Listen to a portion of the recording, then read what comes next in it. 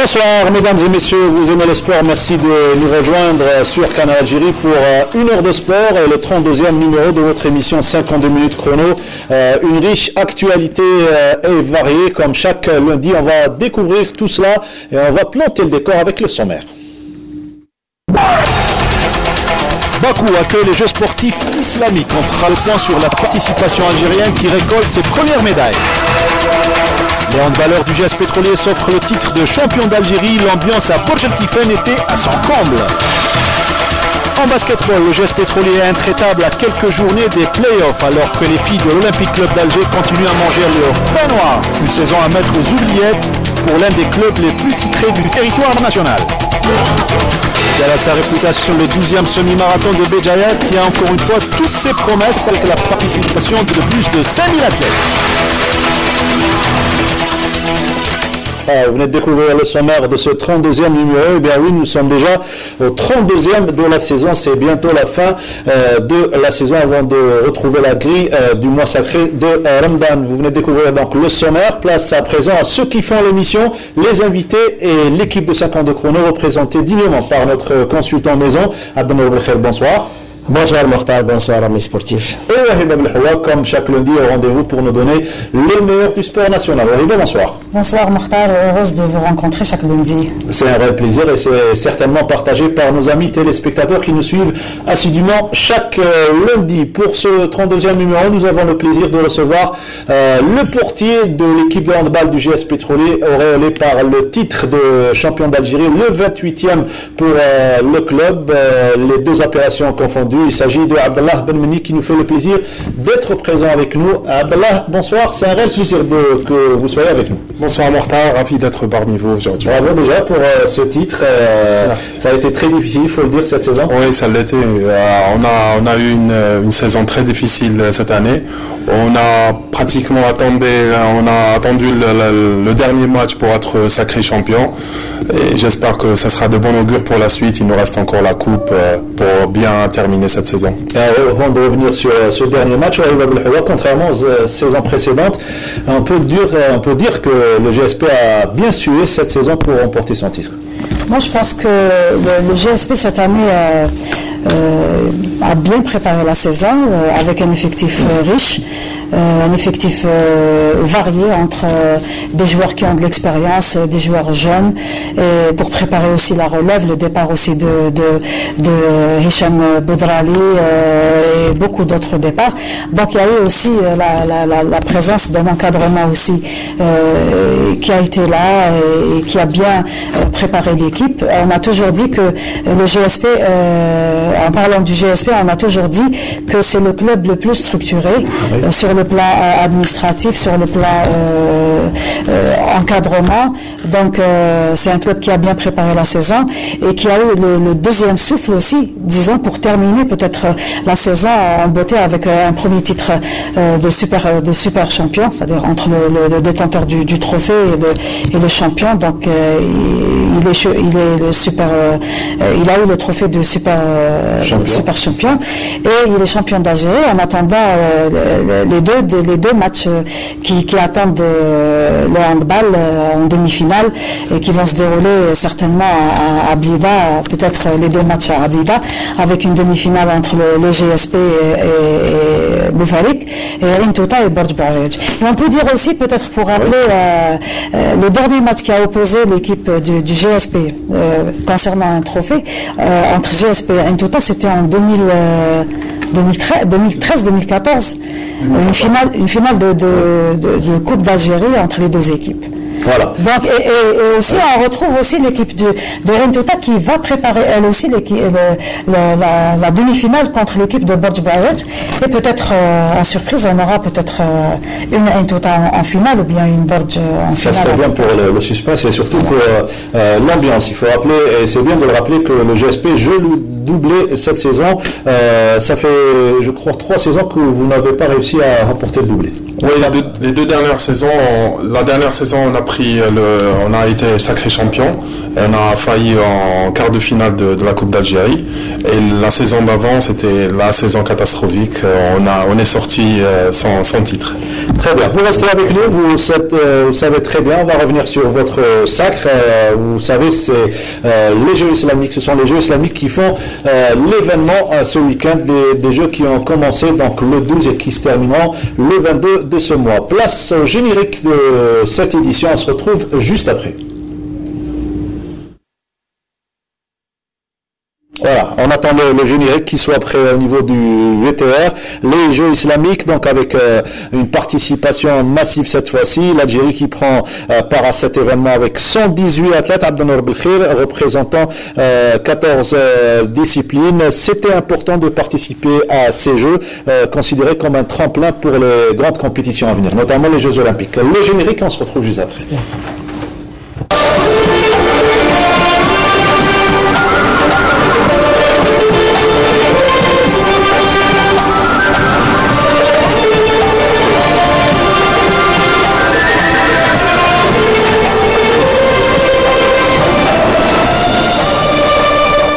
Vous venez de découvrir le générique de l'édition de Bakou en Azerbaïdjan. Je le disais tout à l'heure, 3500 athlètes de 57 pays prennent part à ce rendez-vous. On est à la 4e journée de compétition. L'Algérie est représentée par 118 athlètes dans 14 disciplines. L'importance de la participation à Abdelnour Belkhir, c'est de préparer surtout les grands événements à venir.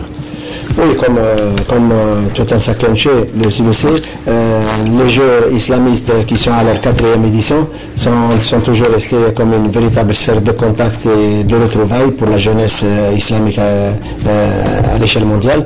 Et je pense que cette fois-ci encore à Azerbaïdjan, à Bakou, la compétition reste quand même un véritable hymne à la jeunesse. Et c'est vraiment des compétitions à la valeur hautement hygiénique et éducative.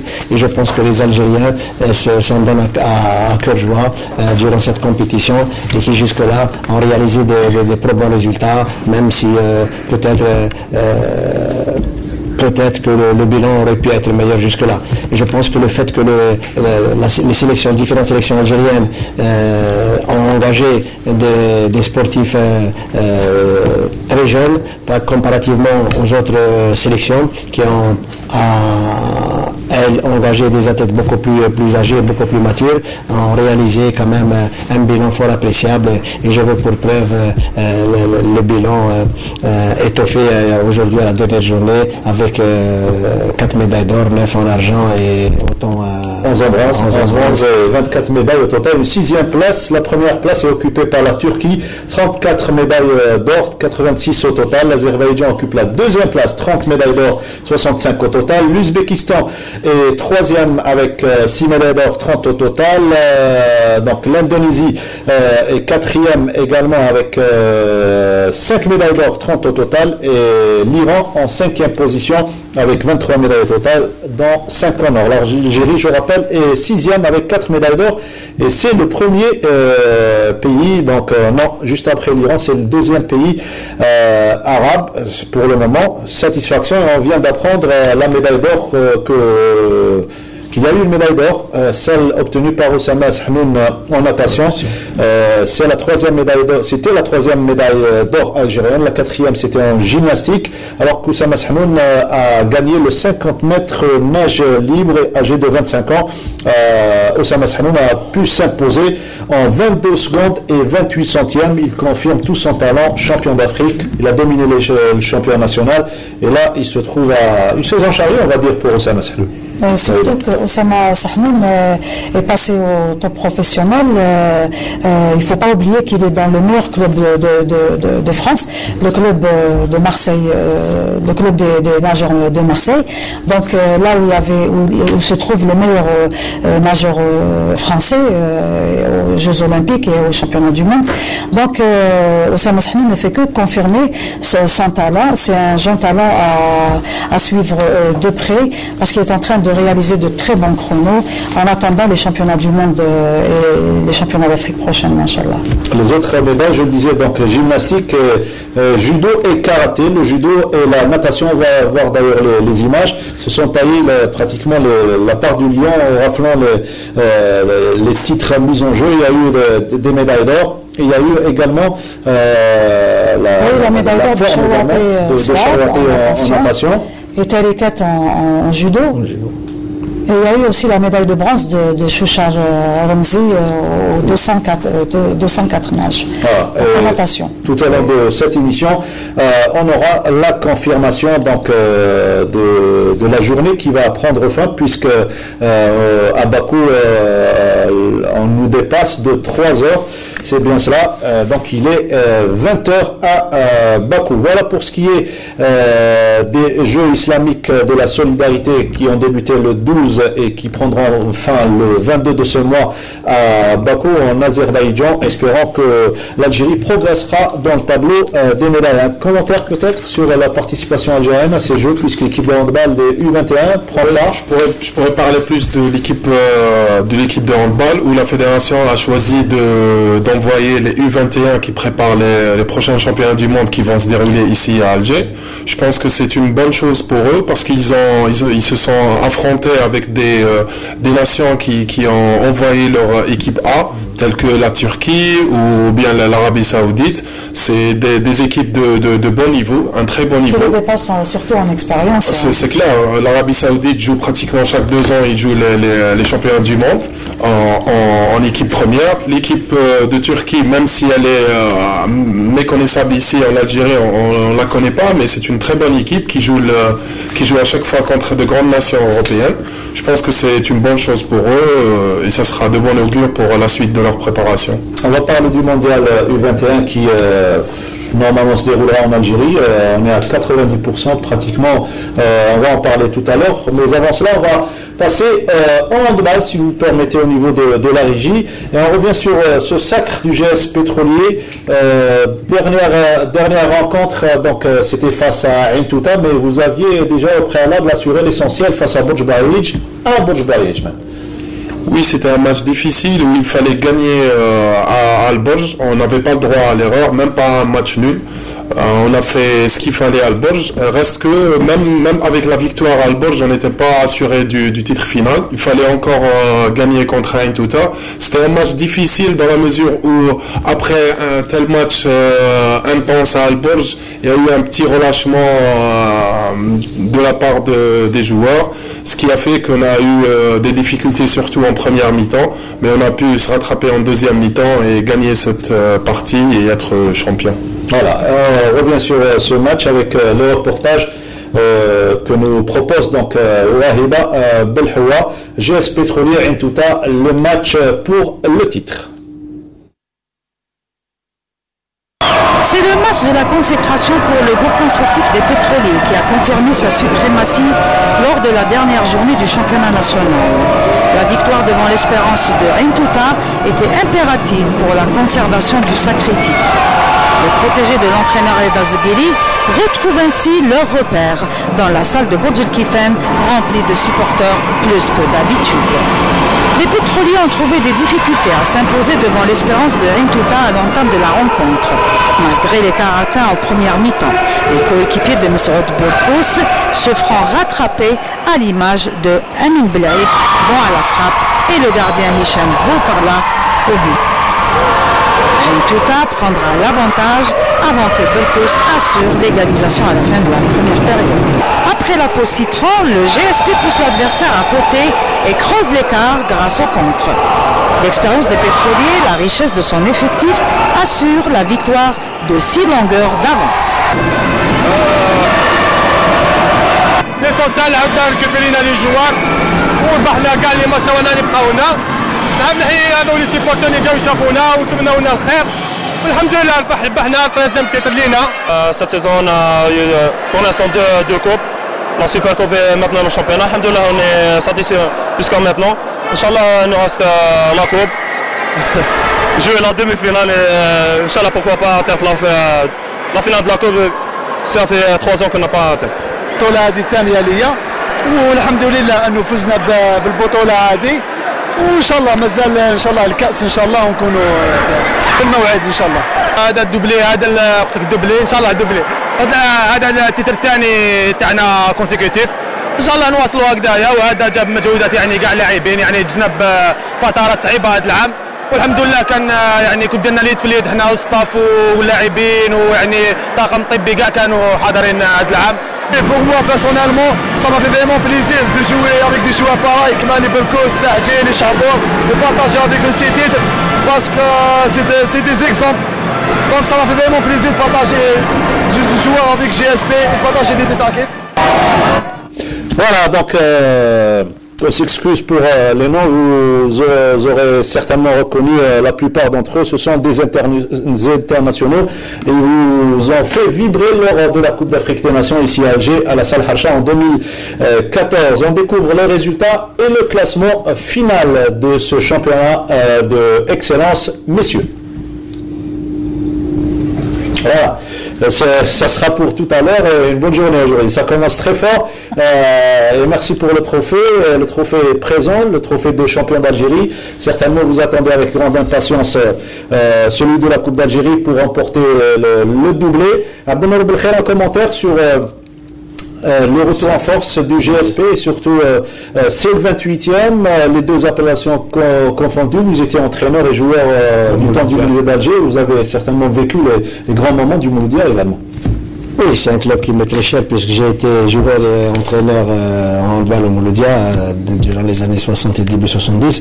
Et pour ce qui est de cette saison, le GSP, il faut le dire qui a connu quand même un certain déclin ces dernières années, s'est refait une santé grâce à une stabilité qui est devenue, qui est une constante. Hein. Ce n'est pas un vain mot que de dire que le Mouloudia, que le GSP quand même, il y a du travail qui se fait sur fond de stabilité avec une même équipe, des mêmes dirigeants, même staff, à leur tête, M. Belhoussine, Si Hamida, Belkhassem, l'entraîneur Dazegeli, et puis le mélange de joueurs anciens chevronnés avec la présence de jeunes loups qui ont été mis dans le bain par l'entraîneur, a été quand même un déclic pour cette saison qui a permis à l'équipe de redorer le blason et puis de se retrouver, d'avoir un peu les commandes du championnat. Je pense que le GSP a de fortes chances cette saison d'avoir le statut qui est le sien, à savoir celui de patron, et puis d'envisager d'une manière sereine et sérieuse le titre, le double sac, c'est-à-dire championnat et Coupe d'Algérie. Et le GSP a les moyens pour le faire cette saison. Voilà, les moyens, surtout que la route est toute tracée. On attend. Voilà. Le GSP a les faveurs des pronostics, on va dire, pour être plus juste sur le plan commentaire face à Boufarik lors de la prochaine rencontre pour les demi-finales. Pour précision, les petites catégories aussi, elles seront présentes en finale cette année. En minime, oui, le GSP, en minime cadette et junior. Donc la présence du GSP dans toutes les catégories avec un staff qui travaille à la tête Abdelrahman Bourouki. Donc il y a un travail qui est en train de se faire au niveau de l'organisation de toutes les catégories. Le résultat et le classement, on se retrouve juste après.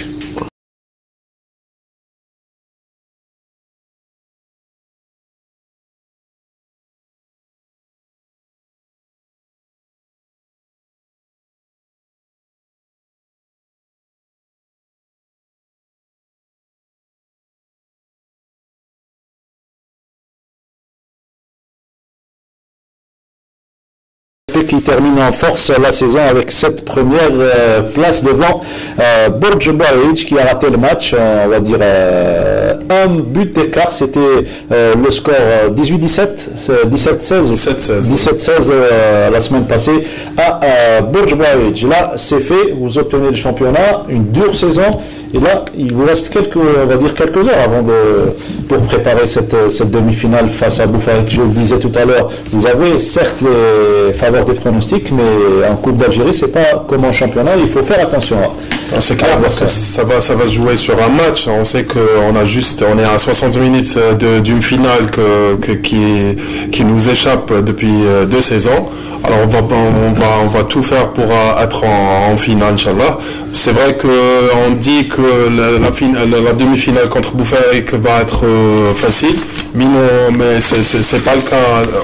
On pense pas de cette manière-là parce que si Boufarik est en demi-finale, c'est qu'ils ont les moyens, ils sont capables de créer la surprise. Du coup, on va prendre ce match bien au sérieux et jouer à fond pour être en finale, Inch'Allah. Voilà, vous avez cette finale et également il y a des joueurs issus de la catégorie des U21 à préparer.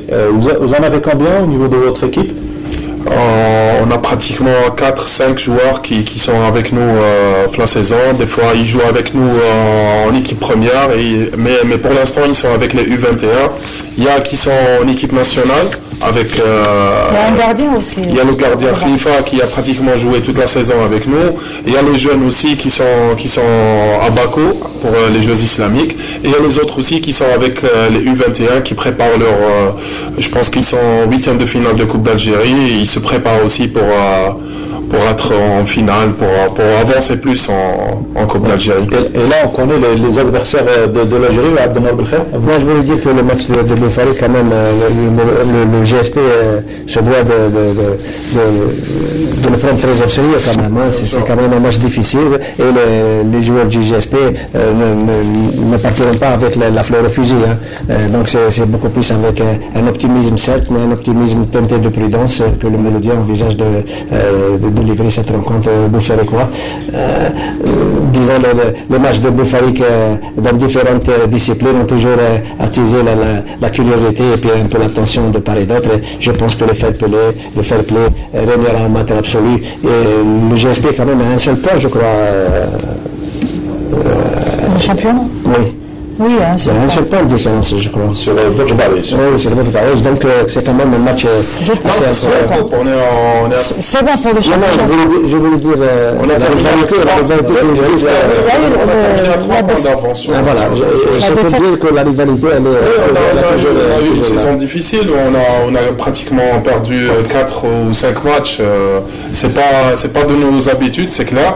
Mais je pense qu'on a eu ce sursaut moral qui nous a aidés. Surtout que je pense que l'équipe a gagné en maturité, surtout cette année. On a eu des matchs difficiles contre Skikda, contre le Borja Al-Borj. On a pu gagner surtout du côté moral. Je pense que les joueurs, parce qu'on a beaucoup de jeunes joueurs, beaucoup de joueurs qui n'étaient pas avec nous avant, qui n'ont pas cette culture de la gagne, de à chaque fois gagner. Il faudrait gagner tous les matchs, toujours avoir un titre. Je pense que c'est ce qu'on a gagné cette année et ça sera vraiment de bon augure pour la suite, pour cette équipe et pour le handball algérien, parce que je pense que ces joueurs-là vont faire le bonheur du handball algérien, Inch'Allah. On va commencer par ce mondial des U21 qui se déroulera ici à Alger du 18 au 30 juillet. Le tirage au sort est effectué mercredi au siège de la Fédération internationale à Bâle en Suisse. Donner les 4 groupes et on se trouve dans le 4e groupe, en compagnie de la Croatie, l'Islande, l'Arabie Saoudite, l'Argentine et le Maroc. Donc c'est d'après déjà les techniciens, c'est un groupe disons équilibré. On a rencontré le président de la Fédération algérienne de handball, M. Habib Laban, à la remise du trophée au GSP, au gagnant de titre d'Algérie. Et on lui a posé la question concernant le groupe de l'Algérie et l'organisation aussi, où est-ce qu'on est concernant l'organisation de ce mondial. On va écouter On écoute Habib Laban, le président de la Fédération algérienne de handball, au micro de Wahib Belhaoua. Le groupe dans lequel on va jouer, c'est un groupe qui me semble accessible. C'est vrai qu'il y a 2 équipes de niveau très élevé, mais les autres sont en notre portée. Mais ça, c'est à condition que notre équipe soit à la hauteur de ce qu'on attend d'elle, parce que le travail n'est pas encore fini, on a accumulé beaucoup de retard. Et là, ce qui reste comme temps pour le championnat du monde est très court et on doit mettre les bouchées doubles pour arriver à cet événement avec quand même un niveau qui doit être au moins à la hauteur de l'événement, parce que quand on organise chez nous, normalement on se doit d'être à la hauteur de notre public, de notre nation et de notre handball aussi. Vous savez, lors de la dernière expertise, on a eu du mal à convaincre les experts que l'Algérie est en mesure d'organiser cet événement, mais quand ils ont vu que les autorités algériennes étaient très impliqués dans l'organisation, ils ont été rassurés et nous aussi on est rassurés par rapport à ça, et je pense que Inch'Allah on va relever le défi. Ça sera à la salle Harsha et la coupole Mohamed Boudiaf. Là-bas on parle de groupe équilibré, c'est le même son de cloche le vôtre?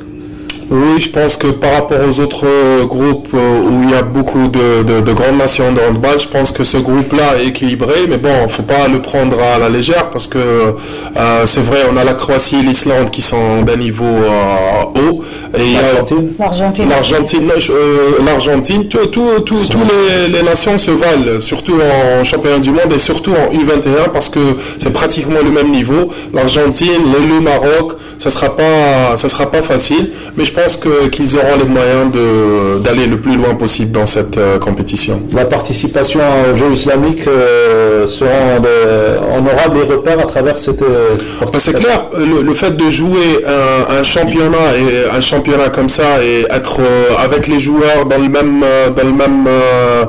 village et tout ça, c'est avoir pratiquement les conditions d'un championnat du monde. Là, on est déjà dans le mondial. C'est clair, parce qu'ils jouent maintenant, ils sont en train de jouer une compétition officielle. Ils sont dans le bain, ils ont de grandes nations aussi de handball qui sont présentes là-bas. Ils jouent contre des équipes nationales A. Et je pense que c'est une bonne chance pour eux. Ils ont encore un mois pour se préparer. C'est vrai, ça sera pendant le mois du Ramadan. Mais bon, je pense pas que c'est une excuse pour ne pas être bien préparé pour le mondial. Vous êtes gardien de but. Nous avons de bons gardiens de but au niveau de cette équipe des U21. Oui, U21, je pense qu'on a des gardiens de bon niveau, surtout que celui que je connais le plus, il fait 2m05. Il était avec nous au dernier championnat d'Afrique en Égypte avec l'équipe A. Il a pu jouer quelques matchs aussi. Je pense qu'il a acquis une certaine expérience C'est le joueur qui a le plus d'expérience. Oui, il a de l'expérience. Il a acquis de l'expérience en équipe A, et avec le GSP aussi, il pourra encadrer ses jeunes amis qui seront avec lui pendant ces championnats d'Afrique, championnats du monde. Khalifa Rodban a de très bonnes qualités pour être un bon gardien de but. L'équipe a été regroupée à maintes reprises au niveau de Soudania avant que nous ferme ses portes sous la houlette de l'entraîneur Baghraoui. Pendant 3 jours, pendant toute la saison, donc après les matchs du championnat, samedi, dimanche, lundi, l'entraîneur Baghraoui regroupait tous les joueurs pour avoir pour pouvoir trouver aussi les repères. Il n'a bénéficié que de 2 stages. Le dernier stage était en Slovénie et il a joué des matchs contre la Serbie, la Slovénie, avant de partir à la Belgique pour jouer les Jeux de la solidarité, les Jeux islamiques de la solidarité. Et Inch'Allah, pendant le mois de Ramadan, ils ont aussi des sparring partners pour terminer en beauté, pour encore élever un peu le niveau de la préparation, pour être fin prêt au mondial qui va se dérouler chez nous. Mais on va parler aussi des U19 qui sont qualifiés déjà au mondial de Géorgie, de la Géorgie. Donc ils sont d'après le tirage au sort, ils sont dans le groupe B en compagnie de l'Allemagne, l'Islande, encore l'Islande, la Géorgie, le pays organisateur, le Chili et le Japon. Et cette équipe, à ma connaissance, n'a pas encore d'entraîneur. C'est une équipe qui n'a pas encore d'entraîneur, point d'interrogation. Et comment cette équipe est qualifiée au mondial et comment elle va entamer la préparation. Donc c'est un lourd dossier pour la fédération et Et c'est là que je voudrais interpeller notre consultant Abdelmour Belkhair à propos des jeunes catégories. Enfin, je parle pratiquement c'est des juniors, les U19. Donc c'est à ce moment qu'il faut réellement faire une bonne prise en charge pour d'ici 2-3 années, on aura une équipe performante. Oui, les meilleurs jeunes en ballon algériens sont pris en charge, certes, mais qui pointent leur bout du nez à quelques encablures des échéances internationales pour les aînés. Et je pense que le meilleur investissement se situe à ce niveau de la catégorie. Et il y a des potentialités bien souvent marquantes chez nous. Maintenant, il leur suffit d'être bien pris en charge pour leur permettre de développer leur savoir et puis d'atteindre le niveau mondial. Je pense que pour les deux compétitions en question, c'est venu un peu trop tôt, puisqu'il y a eu la transition, il y a eu une nouvelle équipe dirigeante qui est en place. L'encadrement n'a peut-être pas suffisamment de temps pour préparer les deux compétitions en question. Et je pense que peut-être que l'avenir nous dira si la patte qui existe, c'est une patte qui permettra aux responsables de s'améliorer dans un avenir très proche, ou bien qu'il reste encore un peu de temps pour lui permettre d'améliorer leur bagage. Ça fait plus d'une année qu'ils sont déjà qualifiés au championnat du monde, donc oui, bien sûr, on a dû faire un travail. Déjà, l'entraîneur était Fatah Moulay, donc le staff a été écarté et l'équipe ne s'est plus regroupée pour trouver une solution. Et même si on parle aussi des seniors, après les championnats d'Afrique de l'Égypte, il est bien placé pour le dire, il n'y a pas eu de regroupement, il n'y a pas d'entraîneur national. Et le prochain objectif est... les championnats d'Afrique au Gabon, janvier prochain, on est pratiquement à 6 mois et on attend toujours d'avoir un entraîneur. On sait que la nouvelle équipe dirigeante de la fédération, ils se sont trouvés avec tous ces problèmes-là, surtout l'organisation des championnats du monde ici à Alger. C'est pas évident pour eux. Je leur souhaite bonne chance et surtout qu'on aura un entraîneur le plus tôt possible pour cette équipe. L'équipe des U21 sera peut-être un réservoir, on va dire. C'est clair, les U21 sont le réservoir de l'équipe A, parce qu'il y a beaucoup de bons joueurs qui sont dans cette équipe-là et qui feront très probablement partie de l'équipe A de l'avenir. Le handball, c'est également le championnat national féminin. Votre équipe joue le titre cette saison. Elle a été battue dernièrement lors de ce match retard face à El Biar. Et ce mardi, les Elbiaroises vont recevoir, donc demain mardi, puisque l'émission est rediffusée mardi soir, El Biar GSP, c'est l'affiche de la 18e journée. C'est un match, un duel pour le titre, on va dire. Oui, c'est un match décisif pour les deux équipes, surtout que l'équipe d'El Biar a eu un ascendant déjà positif après la victoire la semaine dernière devant le GSP. Donc le GSP est appelé peut-être à gagner ce match pour espérer avoir le titre avant la fin de la saison. C'est un match décisif. C'est une finale où le GSP sera dans l'obligation de gagner ce match par 2 points d'écart pour espérer être champion d'Algérie. Un match pour les Albéroises peut-être. Un petit ascendant, mais aussi, ça sera aussi un petit complexe aussi, parce que le fait de rentrer et savoir une pression en plus, oui, c'est clair, parce que rentrer dans un match où tu sais que soit un match nul, soit un but d'écart de plus, tu peux gagner le championnat, ça peut être un peu, ça peut monter un peu plus la pression. J'espère que nos joueurs voilà. C'est un match qui sera extrêmement disputé, décisif et qui sera extrêmement épicé. Je suis persuadé que le niveau sera intéressant et les deux équipes se donneront à coup sûr une verte réplique. Et que j'espère que c'est la meilleure équipe qui gagnera ce match. Les deux équipes ont autant de chances l'une que l'autre. Je pense que le fair play sera de mise et que. Espérons. On va retrouver l'ambiance. Il n'y aura pas d'esprit de revanche. L'ambiance à la salle Borchkivan, c'était une ambiance festive. Moi, j'ai couvert beaucoup de matchs à la salle de Borj Kifan, mais j'ai jamais enfin vu cette ambiance une telle ambiance qui était à la salle de Borj Kifan. Inch'Allah, elle vient aussi. Oui, ils ont rendu hommage à un ancien gardien de but de l'équipe du DNC, de l'équipe nationale aussi, Sofiane Guellour, qu'on salue. Voilà, oui, c'était une initiative des joueurs. On a pensé à Sofiane Guellour qui est gravement malade. Déjà d'ici on le souhaite propre établissement, Inch'Allah. On a voulu partir le voir à l'hôpital, mais on a su qu'il était fatigué, c'était pas possible d'aller le voir. On a pensé à ce petit geste, c'est vraiment rien du tout, mais j'espère que ça lui fera plaisir et on le salue parce que c'est un brave. Voilà. En plus, c'était un très bon gardien. Il avait un gabarit aussi et il était très il avait un sens de l'humour incroyable. Surtout, c'est lui qui racontait des blagues aux joueurs, aux athlètes. Donc, c'était la génération de l'entraîneur à la Baharabé.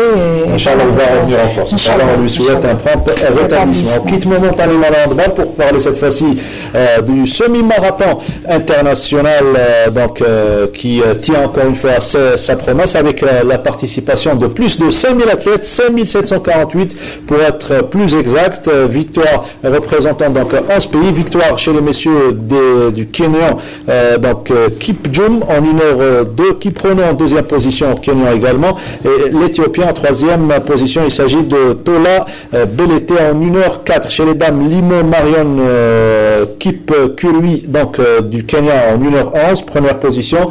Jedo Utura de l'Éthiopie en deuxième position, 1h14, et Kenza Dahmani termine quatrième en 1h17. On écoute Kenza Dahmani, c'était juste après l'arrivée et 15 jours après avoir couru un marathon en prenant la première place et en se qualifiant pour les mondiaux de Londres. On écoute Kenza Dahmani.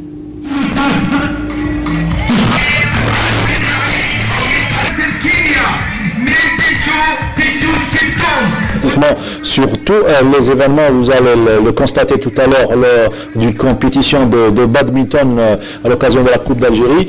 Et là, c'est le semi-marathon de Béjaïa qui a regroupé plus de 5000 athlètes. On écoute Kenza Dahmani qui a atteint la 4e position.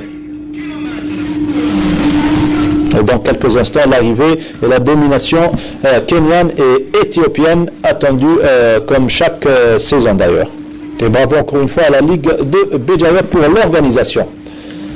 Kenza Dahmani qui a remporté un marathon et qui se qualifie pour les mondiaux. On va l'attendre avec impatience. On l'écoute.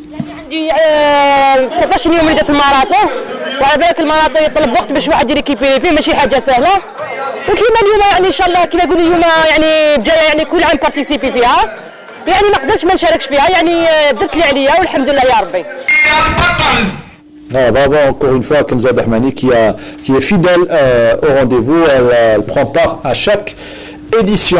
Parlant d'athlétisme, on va souhaiter surtout à notre ami Daraji Harak qui a marié sa fille dernièrement. Il a rassemblé toute la famille de l'athlétisme algérien. Oui, Harak Daraji qui a été mon athlète, marié à lui qui a été champion d'Algérie, qui a été international, qui est marié à Mademoiselle Baouch, qui a été Dalila, elle aussi championne d'Algérie internationale, qui vient de marier sa fille, qui a 2 ou 3 enfants qui ont baigné dans l'ambiance de l'athlétisme algérien et qui a un petit athlète, le dernier des Harak, qui quand même a des prédispositions pour devenir un grand champion et qui sera très certainement la relève de la famille des Harek et à qui on souhaite bonne chance. Bonne chance et longue vie au couple et surtout beaucoup d'enfants. Bravo aux 2 familles. Voilà, on passe au basket cette fois-ci pour parler de la 12e journée. Il y avait une chaude empoignade à Hydra entre le GS Pétrolier et l'IR Borj Bouaïch. C'était juste après les incidents qui ont eu lieu à Boufarik mercredi dernier. On va y revenir en tout cas. Mais avant cela, on revient sur ce match où le GSP a pratiquement dominé son adversaire à partir de la 2e mi-temps. Contrairement au match aller, on a pu assister à un duel plus ou moins équilibré. La confrontation GS Pétrolier et Ittihad Riyadi Borj Bouaïch n'a pas tenu toutes ses promesses. Les protégés du coach Rachdi, qui voulait refaire le match de l'aller, n'ont tenu qu'une seule mi-temps. Une débauche d'énergie en première période qui a coûté cher aux camarades du meneur Adel Sherif. Aussi, vous avez remarqué que c'était un peu compliqué. La première des choses, parce qu'on s'est arrêté pendant 2 mois à cause des élections à l'équipe nationale, donc on manquait un peu de rythme par rapport aux GSP qui ont un effectif plus riche que nous. Donc je pense que la rotation a fait la différence et l'effectif du GSP a fait vraiment la différence dans la deuxième mi-temps. Après un premier carton très serré remporté par les Bourgi 18-21, le GSP, grâce à l'expérience de ses joueurs et à la richesse de son banc, prend 10 points d'écart à la pause, 39-29. Mahdi Chariet, Abdallah Hamdini et Hossein Gaham sont les hommes en forme de cette première période. Au troisième carton, on croyait revivre le même scénario qu'au match aller, à un retour des jaunes et noirs. La volonté y était, mais la fraîcheur physique faisait défaut. Mistelman fatigue son adversaire par ses changements. Les pétroliers carburent à plein régime et se font un réel plaisir de remplir leur tir-lire. Au buzzer du troisième carton, on est déjà à 29 points de différence, 69-40. L'ultime quart ne sera qu'une simple formalité pour le GSP, vainqueur par 30 points d'écart, 90-60, et qui n'était pas pourtant à 100% de ses moyens. 100%, non, on n'est pas tout à fait à 100%, je crois qu'on est à 70 au maximum de moyens. Non, il nous reste encore 2-3 matchs à préparer à la phase des playoffs. Je crois que ça va bien nous aider pour être prêt à 100% d'ici là, Inch'Allah.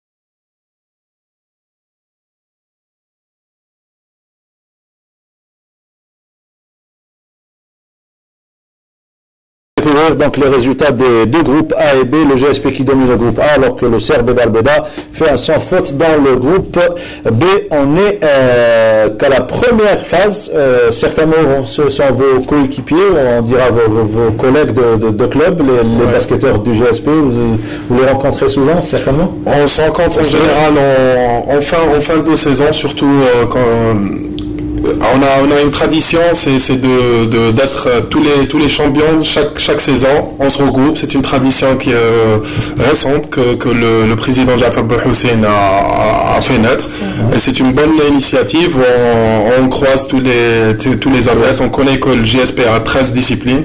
Du coup, il y a beaucoup de sportifs et beaucoup d'athlètes de haut niveau. Et ça fait plaisir de rencontrer tout ce bon monde. Vous avez ramené votre trophée, il est ici donc au niveau du studio. On va se faire un réel plaisir de le découvrir à nos amis téléspectateurs. Les basketteurs, certainement, ils attendent leur trophée et ce n'est pas encore joué. Ça sera vraiment difficile la fin de saison puisque on n'en est qu'à la première phase et justement, puisqu'il n'y a pas trop d'enjeux, il y a eu un match où il y a eu des incidents. GS Wydad Boufarik, GS Pétrolier, mercredi dernier à Boufarik, un match sous haute tension. Et vous allez le voir, il y a eu un monde fou dans cette salle de Boufarik.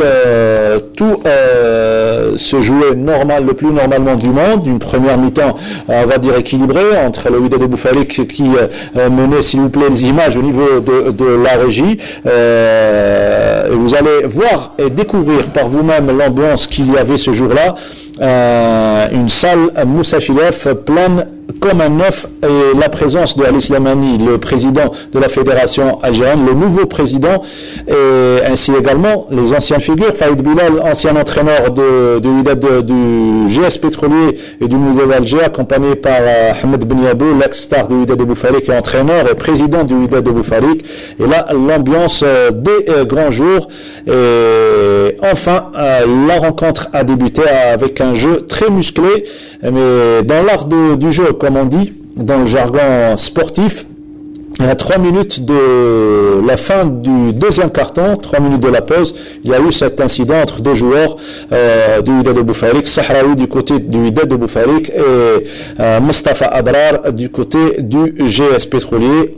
et il y a eu un envahissement de terrain. Le GSP et le Wydad Boufarik quittent la salle pour ne plus y revenir. Le président de la section basketball du GSP, Chouchou Jamal, a dit aux arbitres que c'est bon, vous pouvez donner le match aux Boufarikois. Il y a danger sur la santé des joueurs. Et donc ça s'est terminé sur des incidents regrettables dans cette salle de Boufarik, comme vous le voyez par vous-même. Des incidents regrettables, on n'a pas voulu tout montrer pour ne pas choquer notamment les jeunes basketteurs.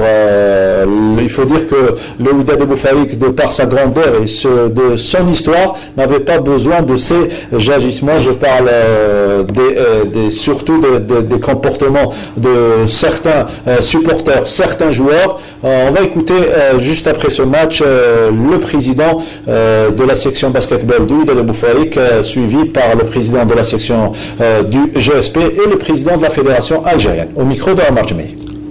النواشات تاع اللاعبين اللاعب تاع جي اس بي واللاعب تاعنا لا كانت جزء مقابله شتو مقابله كانت في القمه ويافي دو سبيكتاكل والغالب باش ياسف انني منهار نصرحك انا نفسيا اني منهار.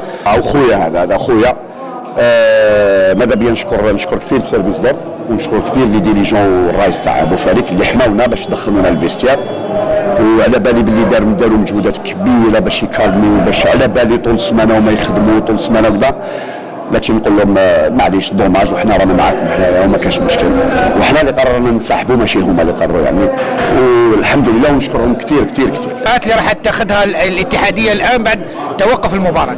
لا الاجراءات كان قوانين معمول بها كان حكام كان الديليغي اللي هنايا عنده التقارير تاعو اللي قدمهم كان اللجنه اللي تجتمع ويقرروا هو فيه في الدرجه الاولى فيه عقاب تاع اللاعبين اللي كانوا هما السبب في الحدث.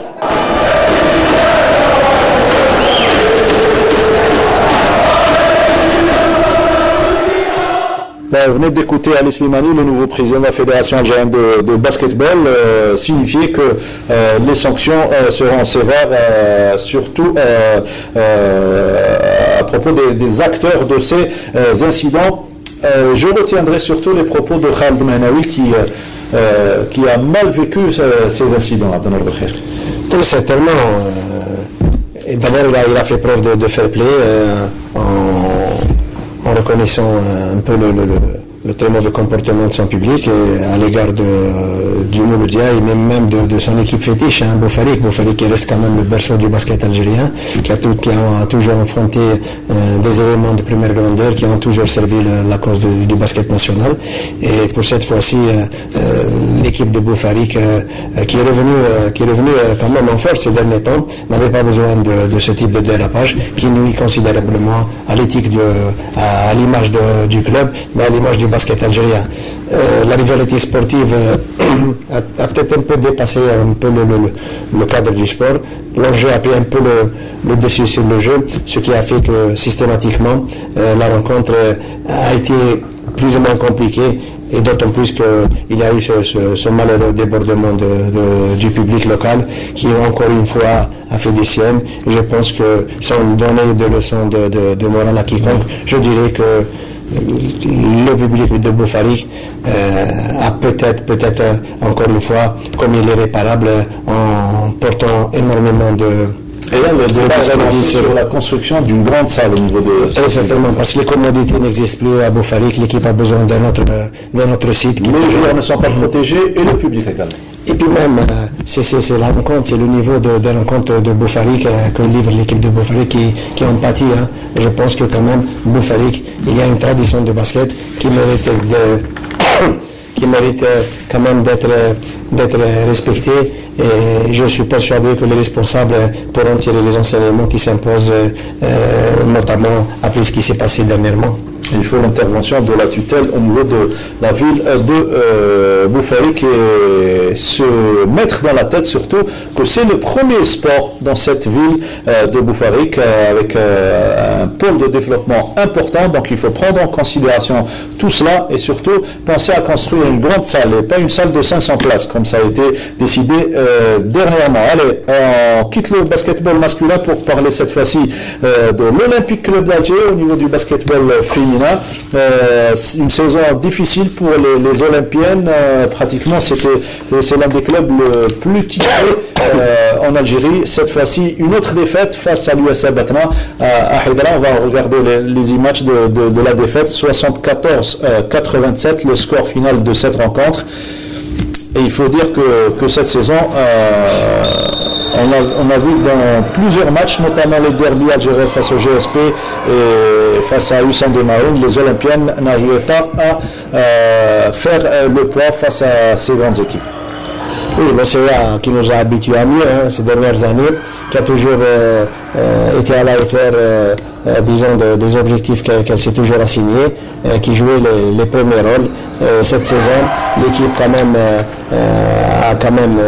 a vécu une saison un peu galère et les cris de détresse qui n'ont pas cessé d'être lancés par les joueuses, le staff et les responsables sont peut-être restés lettres mortes et je suis sûr que très certainement, disons qu'il n'y a pas un manque de volonté de la part des responsables, mais beaucoup plus les mesures d'austérité qui ont touché le club, qui ont fait que l'équipe soit démunie de certains moyens qui lui ont permis tout récemment quand même de bénéficier des conditions de travail adéquates et puis pour mener aussi une politique cohérente qui a toujours donné des résultats et qui a permis au staff et aux joueurs de cueillir les fruits assez réussis ces dernières années. Je pense que l'équipe quand même se voit cette saison avoir quand même c'est carrément son existence même qui est menacée. J'espère que les responsables lui permettront de bénéficier d'une bouée de sauvetage qui leur permettra de... Je vous dirais le contraire, puisque l'Olympique Club d'Alger ne perd pas de temps et est en train de former de jeunes basketteurs et basketteuses. Merci Abdelnaour Belkhair pour votre avis. On passe au badminton cette fois-ci et surtout cette Coupe d'Algérie qui a eu lieu donc à la salle Harsha Hassan avec la domination du club Amal El Mohammedia. Retour sur cette compétition, on se retrouve juste après. Le commentaire est signé Nessim Emloul. Une participation massive, plus de 400 athlètes de différentes catégories ont animé la Coupe d'Algérie 2017 en présence du ministre de la Jeunesse et des Sports, Hadi Ould Ali. هنيئا للاتحادية في هذا التنظيم الدقيق، في هذا التنظيم الجيد لهذا العرس الرياضي، وأقول أيضا هنيئا لكل المتألقين وكل الفائزين على المستوى الوطني وأيضا المتألقين على المستوى القاري، أبطال تاعنا في الإفريقية. وهذه الرياضة في التألق وفي التحسن، الفرد يرجع للاتحادية والفرد يرجع لكل الرياضيين والرياضيات. Le badminton connaît un essor important depuis déjà quelques années chez les deux sexes. خيرت هذه الرياضة باسكو تعجبني بزاف.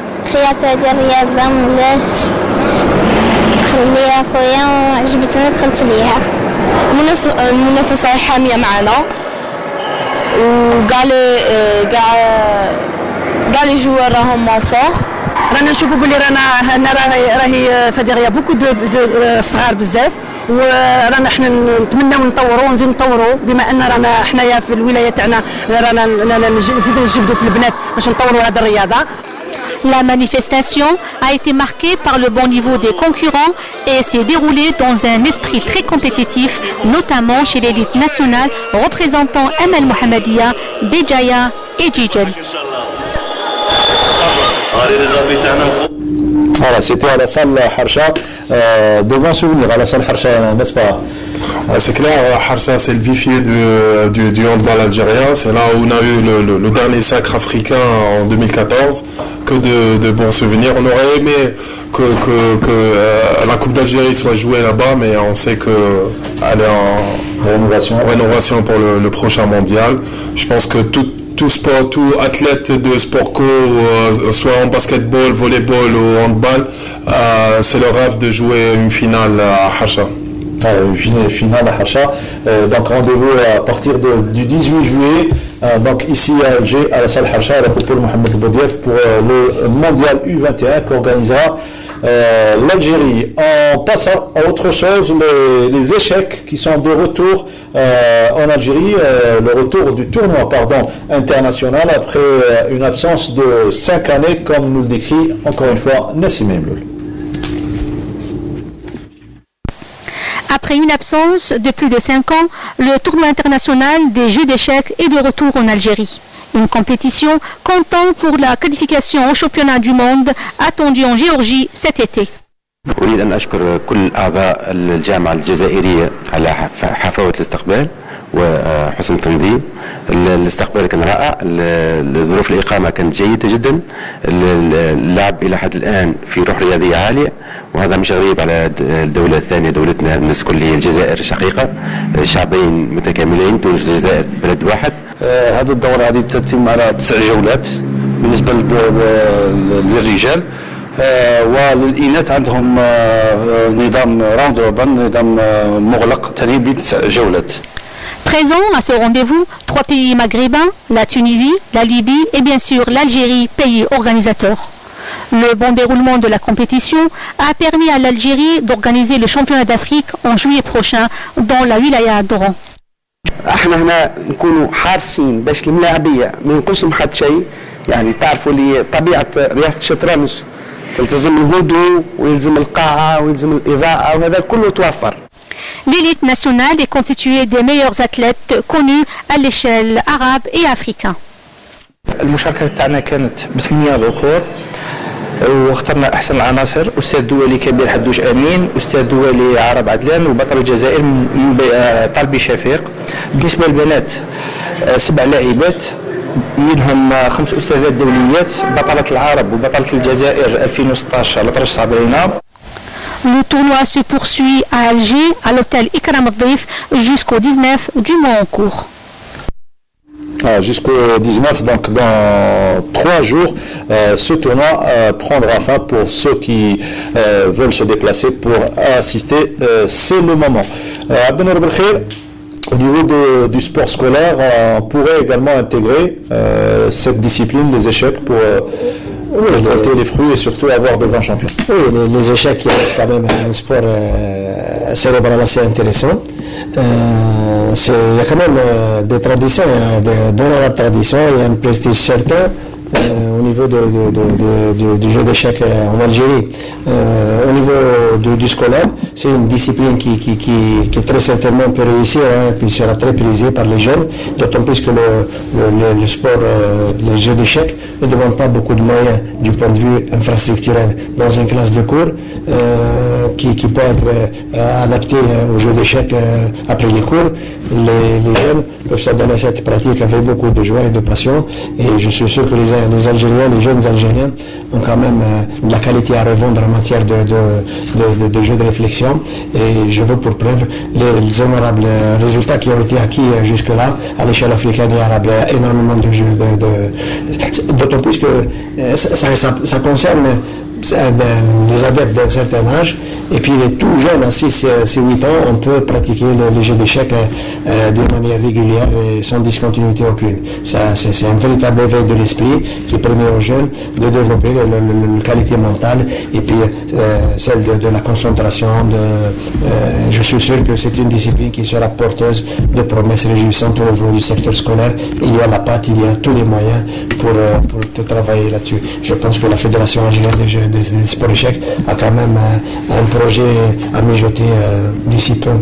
Inch'Allah, pour surtout assister à l'émergence de grands champions. On termine avec notre invité du jour, Abdullah Benmeni, le gardien de but de l'équipe handball du GSP. C'est bientôt donc les deux dernières étapes de Coupe d'Algérie avec les demi-finales vendredi. Ça sera face à Boufarik et ensuite la finale si vous êtes qualifié. Vous jouez pour le doublé. Juste après, quels sont les autres objectifs sur le plan international? Il y aura certainement une participation puisque vous êtes champion d'Algérie, vous allez représenter l'Algérie. Oui, le GSP a pour habitude de participer pratiquement chaque année au championnat d'Afrique des clubs champions. Bon, les 2 dernières années, on n'a pas pu participer pour des raisons extra-sportives où on est déjà une fois parti là-bas et revenu parce qu'il y a ce très bien, il y a eu un incident qu'on n'a pas pu jouer, prendre part à cette Coupe d'Afrique. J'espère, et c'est dans le prochain objectif du club, c'est de rejouer cette Coupe d'Afrique et regagner ce titre africain qui nous échappe depuis quelques saisons. C'est l'un des objectifs de l'administration, surtout que sur les 3-4 dernières saisons, il y a eu un renouvellement des joueurs, il y a eu des départs, il y a eu des arrivées. Et c'est ce que le staff technique essaye de faire, c'est de remotiver les joueurs qui sont déjà là et intégrer les joueurs qui sont là, les jeunes joueurs qui sont du CRU, du GSP et les joueurs qui sont venus d'autres clubs pour leur donner cette culture de jouer pour les titres et surtout les titres continentaux et pourquoi pas Inch'Allah, parce que le prochain objectif du club c'est de gagner ce titre africain pour pouvoir Inch'Allah participer au mondial des clubs où on n'a pas participé depuis pratiquement 10 ans. Vous venez de parler de cette transition avec l'émergence de nouveaux joueurs. Comment vous l'avez vécu en tant que joueur cadre de l'équipe? Je pense qu'elle s'est fait des meilleurs des moyens, parce que je pense que c'était déjà programmé par le staff technique et la direction du club. Ils ont déjà pensé à ça parce qu'on avait des joueurs qui étaient âgés. On a eu des départs comme Hicham Boudrali, Hamad, Saïd Hadef, c'est des cadres. Et maintenant, c'est à notre tour d'encadrer ces jeunes-là. Il fallait maintenir la stabilité. Bien sûr, il y a eu une transition qui se fait le plus normal du monde. Et voilà, elle donne ses fruits. Un dernier message, puisqu'il reste 30 secondes. Un dernier message, certainement que vous aurez aimé le titre. Oui, on remercie on va revoir le titre. On remercie tous nos proches, nos familles, ma famille, la famille Benmeni qui a été mes parents qui sont toujours derrière moi. Et on remercie aussi les joueurs et le staff technique, le staff, la direction du club pour tout ce qu'ils ont fait pour cette équipe. Merci beaucoup. Merci à vous et bonne chance surtout pour la suite de votre parcours. Merci à Aouba Belhawa. On se retrouve lundi prochain également à Benoît Belkhair pour vos précieuses analyses, on va dire. On se retrouve mardi pour la rediffusion de l'émission à partir de 21h30. D'ici là, portez-vous bien. Merci à toute l'équipe dirigeante, donc l'équipe technique du studio numéro 7. À leur tête, notre réalisatrice Wafa Lawati, notre script Siham Maafa. À lundi prochain.